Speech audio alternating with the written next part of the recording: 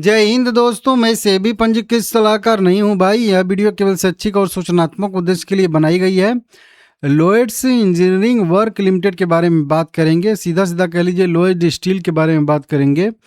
91 रुपये 72 पैसे current price trade कर रहा है 1% की बढ़त के साथ, जबकि मार्केट 60 पॉइंट नेगेटिव ट्रेड कर रहा है। और ये क्यों हो रहा है, इसके पीछे का ही यहाँ पे कारण बताऊंगा। शेयर होल्डिंग पैटर्न का अपडेट आया है, एसएम की लिस्ट में शामिल है पहले से ही। सब कुछ यहाँ पे हम लोग देखने वाले हैं कि रिजल्ट डेट आया है, नहीं आया है, कब आएगा। दोपहर में इसमें 2% तक की तेजी थी और सुबह से ही तेजी करके जो है ऊपर सस्टेन कर रहा है, और वैसे भी ऊपर की साइड में ही जाके सस्टेन किया है चार्ट पे भी। अभी आज इसमें देखेंगे तो 1 करोड़ इक्विटी शेयर 85 करोड़ रुपए के ट्रेड हुए हैं, 48% के डिलीवरी परसेंटेज, और सर की लिमिट अभी भी इसमें 20% का है, एसएम के लॉन्ग टर्म की लिस्ट में रहने के बावजूद भी। ठीक है ना। सबसे पहले तो अगर इसका हम लोग रिजल्ट डेट अगर देखेंगे तो रिजल्ट डेट मेरे हिसाब से अभी इसका नहीं अनाउंस हुआ है, आएगा तो बताऊंगा। जो हम लोग देखने वाले हैं वो देखने वाले हैं इसका शेयर होल्डिंग पैटर्न का अपडेट। शेयर होल्डिंग पैटर्न इसका जो है जून 2026 वाला आ चुका है। प्रमोटर की होल्डिंग देखेंगे तो प्रमोटर की होल्डिंग जस की तस बनी हुई है, लगभग 42% के आसपास का मान के चलिए आप लोग। 41.92% और अभी जो है 41.91% है। एफआईआई की होल्डिंग बढ़ी है। एफआईआई की होल्डिंग की बात करेंगे तो एफआईआई की होल्डिंग पिछले क्वार्टर में थी 1.97%, अभी कितनी हो गई है, अभी हो गई है 2.44%। सीधा सीधा कह लीजिए कि लगभग 0.4%, आधे परसेंट के आसपास एफआईआई की होल्डिंग बढ़ती हुई नज़र आ रही है। और उसमें भी एफआईआई कौन से हैं, किसी का नाम तो नाम नहीं शो कर रहा है। इसका मतलब कोई छोटे छोटे क्वांटिटी में खरीद ले होंगे तो वो जो है नाम नहीं शो करता है। ठीक है ना। वहीं पे बात करेंगे अगर हम लोग डीआईएच की होल्डिंग की, तो डीआईएच की होल्डिंग बहुत मामूली सी थी, 0.18% थी। अब जो है 0.24% हो चुकी है। बहुत मामूली सी बढ़िया है। ठीक है ना, बहुत मामूली सी है भी। और वहीं पब्लिक की होल्डिंग की बात करेंगे, पब्लिक की होल्डिंग 52.2% पहले थी, अब हो गई है 55.3%। सीधा सीधा यहाँ पे 3% के आसपास जो है होल्डिंग जो है वो पब्लिक की भी बढ़ती हुई नज़र आ रही है। इसको अगर हम लोग देखेंगे तो यहाँ से, ठीक है ना, 3% पब्लिक की होल्डिंग बढ़ी है, और लगभग कह लीजिए आधे परसेंट कह लीजिए कि यहाँ पे एफआईआई की होल्डिंग बढ़ी है।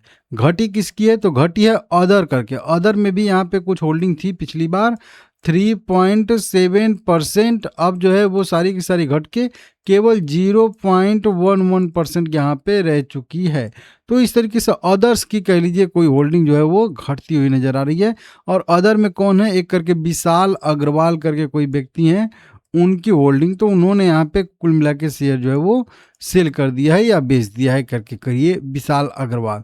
प्रमोटर में देखेंगे तो प्रमोटर ग्रुप में कोई अग्रवाल, हाँ रवि अग्रवाल करके इस तरीके से हैं, तो हो सकता है प्रमोटर ग्रुप के ही हैं, लेकिन अदर मतलब शेयर होल्डिंग पैटर्न में अपने आप को शिफ्ट करवा लिए थे और अब जो है इक्विटी शेयर बेच रहे हैं। मेरा तो यही मानना है, आपका क्या मानना है कमेंट करके बताइए। क्योंकि बहुत ऐसे प्रमोटर होते हैं जो उनको प्रमोटर ग्रुप में रहना अच्छा नहीं लगता है, तो वो जो है पब्लिक कैटेगरी में आ जाते हैं या अदर कैटेगरी में आ जाते हैं। समझ रहे हो आप लोग ना, तो वही चीज़ यहाँ पे हुआ है। अभी टोटल पब्लिक भी जस की तस बनी हुई है।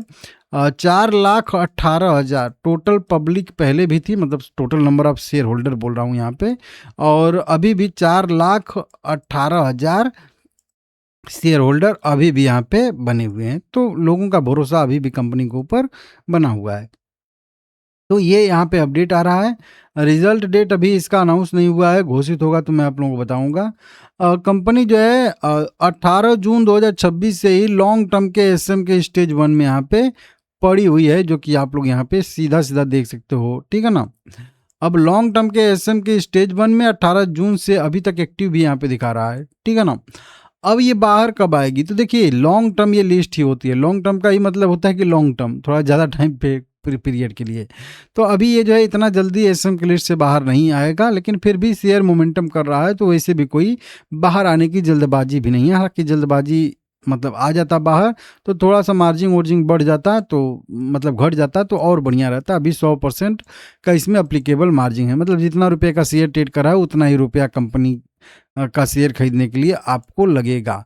कोई लेटेस्ट अपडेट टाइप का तो नहीं आया है, कुछ एजीएम ओजीएम टाइप का हुआ था मेरे हिसाब से, वहीं जो है उसी का छोटा मोटा यहाँ पे अपडेट आया है, और बाकी कोई जो है इम्पोर्टेंट अपडेट नहीं है। इसको देख लीजिएगा, मैं वेरीफाई करके आगे भी आप लोग लाइक शेयर कमेंट करिएगा, वीडियो बना दूंगा, ठीक है ना। इस तरीके से देख लीजिएगा, तो इस तरीके से है, बाकी ठीक है।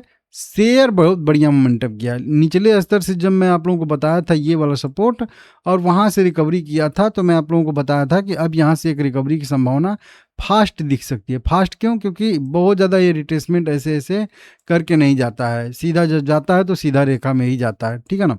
और यहाँ पे एक आप लोगों को टारगेट भी बताया था लगभग 93 रुपये के आसपास, ये पहले के मेरे सब हैं, ठीक है ना।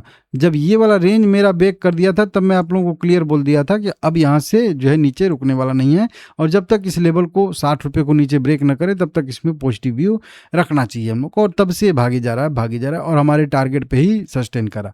नीचे भी बताया था कि जब तक ये 80 रुपये के लेवल के नीचे नहीं आ जाता तब तक ये या तो साइडवेज रहेगा, या फिर 90 रुपये को ऊपर क्लियर करेगा तो और भी ऊपर की साइड में 139 रुपये 40 रुपये तक के भी लॉन्ग टर्म में हम लोगों को टारगेट मिलने वाले हैं। इस टाइप का अभी जो है ये तेजी दिखाया है, और अगर यहाँ पे सस्टेन करता है तो अभी भी इस टाइप की, मतलब एक पैनिक तेजी ऐसी टाइप की यहाँ से दिखा सकता है, जैसे कि यहाँ पे सस्टेन करके एक ऐसी तेजी, फिर सस्टेन करके ऐसे इस टाइप का दिखा सकता है। क्योंकि ये पीछे का इसका देखोगे ना, तो ये इसी टाइप का आपको दिखेगा, देखिए इसी टाइप का दिखेगा कि एक मोमेंटम बहुत दिखाता है, उसके बाद साइडवेज होता है, फिर एक मोमेंटम, फिर साइडवेज, इस तरीके से ही भागे जाता है, ठीक है ना।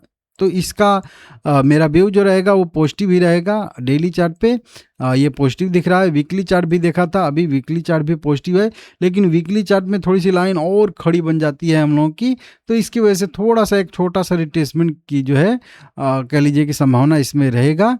बस वहीं देखेंगे कि रिट्रेसमेंट करता है इस टाइप का रिट्रेसमेंट या साइडवेज टाइप का रिट्रेसमेंट करता है, क्योंकि दो टाइप का कर लेगा। एक तो इस तरीके से कर लेगा तो ये तो फिर से 60 रुपये के आसपास आने की कोशिश कर लेगा, नहीं तो एक क्या करेगा कि एक यहीं पे साइडवेज होकर इस टाइप का भी रिट्रेसमेंट कर लेगा, ठीक है ना। जैसे ऊपर ही यहाँ पे ऐसे किया था, तो नीचे के साइड से अगर यहाँ से मान लेते हैं भागा था, तो ये बहुत ज़्यादा नीचे नहीं आया, ऐसे ही सस्टेन करके फिर वहाँ से मोमेंटम किया, फिर उसके बाद गिरावट आई, फिर एक बढ़िया मोमेंटम, फिर गिरावट, ठीक है ना। तो इस तरीके से करता है, मतलब यहाँ आना था तो यहाँ से भी डायरेक्ट आ सकता था, लेकिन नहीं आया, 2-3 बार लोगों को ऐसे ऐसे अजुरा के तब किया। तो वही चीज़ यहाँ पे देखने के लिए मिल सकती है कि हो सकता है ऐसे करके फिर मोमेंटम करके फिर ऐसे भी यहाँ पे कर सकता है, ऐसी भी संभावना यहाँ पे रहती है। इसको आप लोग देख लीजिएगा, ठीक है ना।